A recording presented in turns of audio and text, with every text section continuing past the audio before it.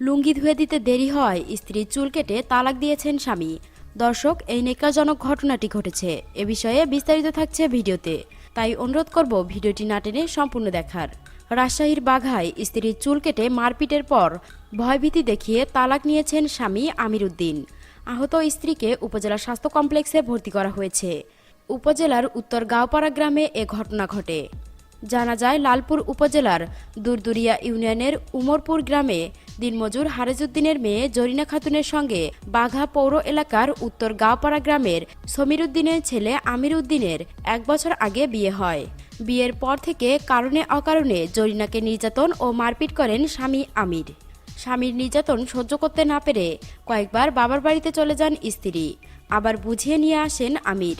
তারপর 2-1 দিন ভালো থাকার পর আবারও নির্যাতন শুরু করে। 1 জানুয়ারি আমির উদ্দিনের লুঙ্গি ধুয়ে দিতে দেরি হওয়ায় স্ত্রীকে বেধড়ক মারপিট করে মাথার চুল কেটে দেন। তারপর স্ত্রীকে ভয়ভীতি দেখিয়ে স্থানীয় কাজী অফিসে গিয়ে তালাক নিয়ে বাবার বাড়িতে পাঠিয়ে দেওয়া হয়।